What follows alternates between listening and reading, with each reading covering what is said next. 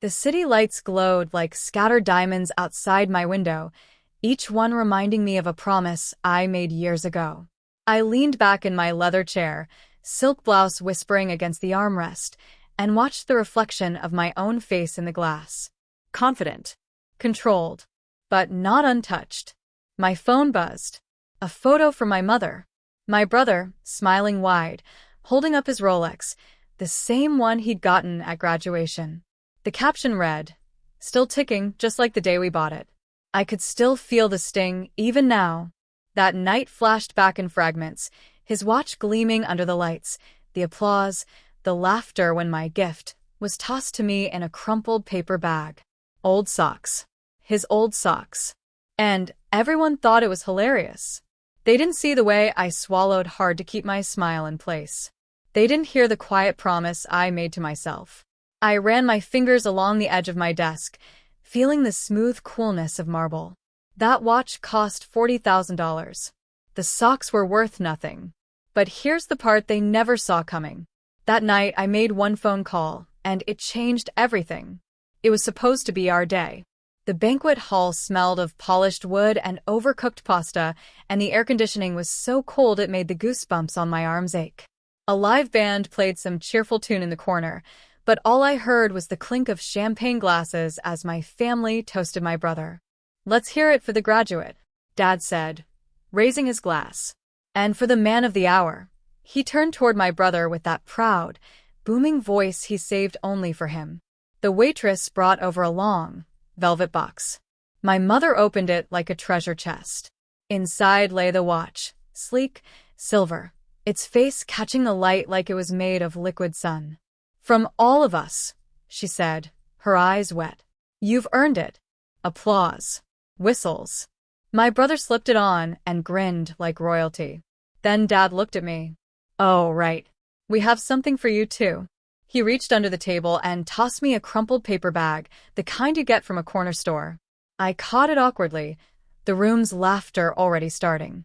Inside were 2 pairs of worn-out socks, one with a faded sports logo. My brother chuckled.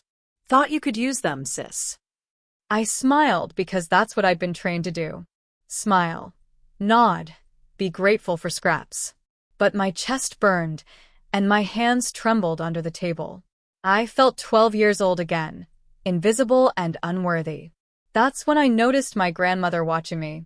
She sat a little apart from the crowd, her cane resting against the chair. Her eyes, sharp, knowing, cut through the noise. After dessert, she called me over.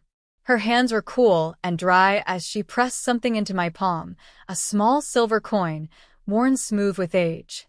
"My father gave me this when I had nothing," she whispered. He told me, "Never forget, you can buy your own watch one day. But first, buy your freedom." I slipped the coin into my pocket, the weight of it grounding me. Around me, the party roared on, my brother showing off his watch to anyone who'd look. I decided right then, this would be the last day I ever sat quietly while they measured my worth in hand-me-downs. I left before the cake was served. Out in the parking lot, the night air smelled like rain. I took one deep breath, pulled out my phone, and started scrolling through my contacts. I already knew who I'd call. The call went to voicemail the first time. I almost hung up, but I tried again. "Hello," a warm, steady voice answered. It was Ms. Carter, my high school business teacher. She was the only person who ever pulled me aside and said, "You've got a mind for strategy. Don't waste it waiting for permission." That night, we talked for over an hour. I told her about graduation, about the socks, about how I was done being the family afterthought. She didn't pity me. Instead, she said, "Good. Let's make something of that fire." Within a week, she connected me to a small marketing firm that needed a part-time assistant. The pay barely covered bus fare, but I took it. I learned fast, writing ad copy, pitching ideas, analyzing data late into the night. I stayed in the office long after everyone left, watching tutorials on graphic design and digital strategy until my eyes burned. It wasn't glamorous. My dinners were instant noodles, my shoes had holes, and I worked weekends at a diner just to make rent. But with every new skill I mastered, I felt something shifting inside me. A year in, I pitched my first full campaign to a client. My hands shook so badly, I had to grip the table. But when the client smiled and said, "I love it," I walked out of that room knowing I'd never go back to being invisible. Ms. Carter became my mentor, my sounding board, my quiet cheerleader. "You've got an instinct," she told me once. "Trust it. And keep your wins to yourself until you're ready to show the whole picture." I took her advice literally. On social media, I posted nothing more than coffee photos and vague captions like "busy day." My family thought I was still scraping by, waiting tables, maybe working in some little office job. I let them. The less they knew, the more peace I had. 3 years later, I left the marketing firm and launched my own boutique agency from my tiny apartment. I worked with startups at first, then mid-sized companies, then, somehow, one day a luxury brand called me. They wanted a full rebrand, and they were willing to pay more than I'd made in my first 2 years combined. I didn't tell my family about the deal. I didn't tell them when I moved into a high-rise apartment with floor-to-ceiling windows, or when I bought my first car outright, no financing. I didn't even tell them when I signed a 5-year contract with a global corporation that cemented my agency as a serious player. Keeping my success private became part of the satisfaction. It wasn't about revenge. It was about owning my story before anyone else tried to rewrite it. Every time I saw my brother posting photos of his Rolex on vacation or at some fancy dinner, I'd smile, not with bitterness anymore, but with quiet amusement. His watch ticked on. My empire grew. And all the while, that silver coin from my grandmother stayed in my desk drawer, a reminder of where I started and where I was heading next. It was my brother who called first. "Hey, we're all coming into the city next weekend. Mom says you should host, so we can finally see where you live." It wasn't a request. It never was. Part of me wanted to say no, but another part, the part that had been quietly building this moment for years, said yes. Saturday came. The elevator doors opened to my floor, and I was waiting in the foyer, the faint scent of white lilies filling the air. The marble under their feet echoed as they stepped inside, eyes darting around. My apartment wasn't ostentatious, not the way my brother flaunted his watch or cars, but it was deliberate. Minimalist, elegant. Original art on the walls. A baby grand piano in the corner. Floor-to-ceiling windows framing the skyline like a living painting. "This is yours?" my mother asked, running her fingers along the smooth edge of the dining table. "All mine," I said lightly, leading them into the living room. They settled onto the leather sofas, still scanning the space, as though it might vanish if they blinked too fast. My brother adjusted his Rolex, but for once, it didn't look quite as shiny. "What do you do again?" Dad asked. I poured the wine slowly, letting the pause linger. "I own a marketing agency." "Oh, like freelance?" my brother said, smirking. "No," I said, setting the bottle down with a soft thud. "Like, I founded and run one of the fastest-growing brand strategy firms in the city. Our client list includes 5 international corporations. Last year, we broke 8 figures in revenue." Silence. You could have heard the second hand on that Rolex tick. Dad blinked first. 8 figures? "Yes," I said, taking my seat. "And I own the company outright. No partners. No investors. No debts." My brother laughed, but it was hollow. "You're kidding." I smiled, not unkindly. "Do I look like I'm kidding?" I let them sit with it. The skyline glowed behind me, the hum of the city a quiet backdrop to their disbelief. "How?" Mom started, then stopped herself. "Remember the night you gave me your old socks?" I said, turning to my brother. "That night I made a phone call, and I've been working ever since." I didn't say it with malice. There was no need. The truth was sharper than anything I could have rehearsed. My brother leaned back, looking suddenly small against the expanse of my sofa. Dad cleared his throat. Mom stared into her wine glass like it might explain everything. I walked over to my desk and pulled open the top drawer. From it, I took the small silver coin my grandmother had given me. I set it on the coffee table between us. "This," I said, "was my first investment. Not in money, in belief." They looked at it, then back at me. I built this life because I stopped waiting for someone to hand me anything worth keeping. I continued. I didn't need a $40,000 watch to prove my value. I just needed a reason. The air was thick, heavy with the weight of unspoken memories. Finally, my mother said quietly, "We didn't know." "You didn't ask," I replied, my voice calm. We finished the wine in near silence, their eyes flicking between the coin, the view, and me. I could see the realization settling in, that the girl they'd once dismissed had built something far bigger than their approval.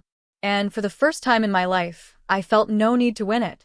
After dinner, my brother wandered to the balcony, staring out at the skyline. My parents lingered at the table, glasses half full, the weight of the evening pressing down on them. I stood, collected the plates, and set them in the kitchen. When I came back, I didn't sit.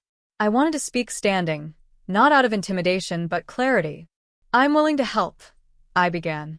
3 pairs of eyes lifted toward me, cautious, curious. "But not the way you think." My brother smirked faintly. "Help with what?" I met his gaze evenly. "You've been trying to launch that sports brand for 2 years.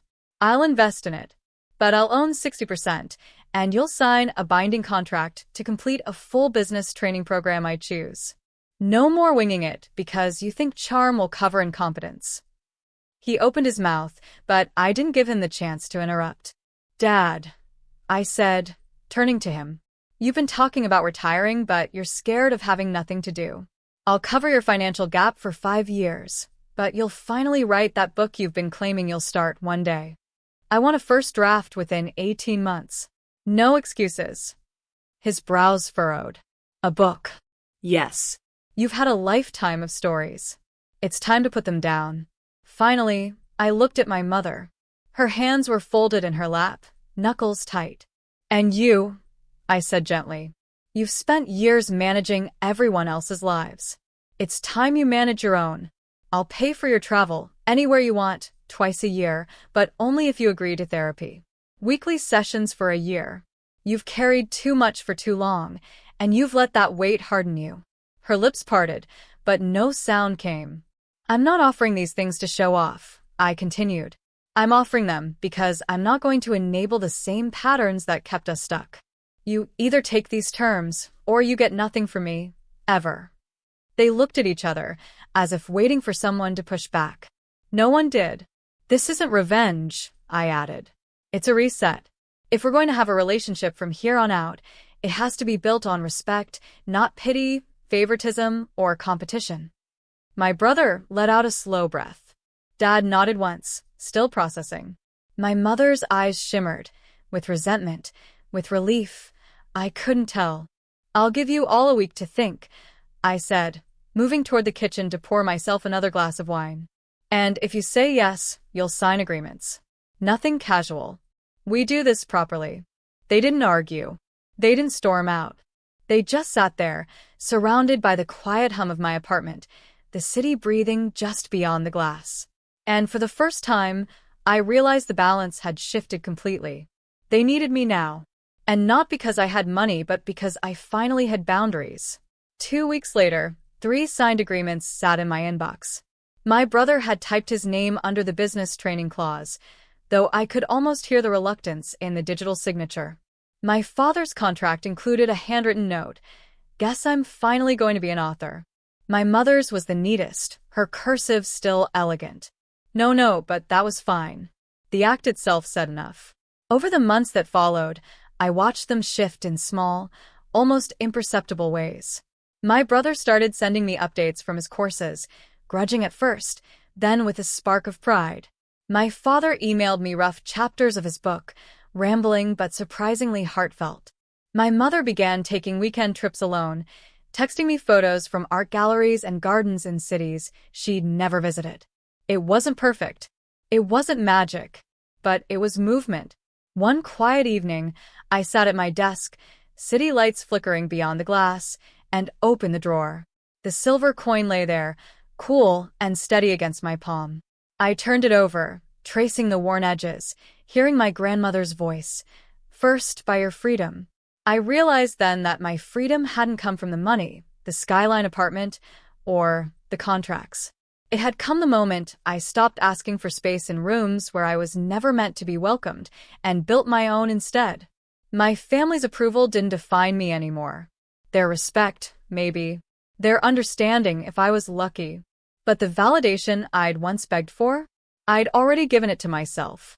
That graduation night had once felt like the cruelest memory I carried. Now it was simply the starting line. Without the sting of those socks, without the hollow laughter in that banquet hall, I might have never made that call. I might have stayed small.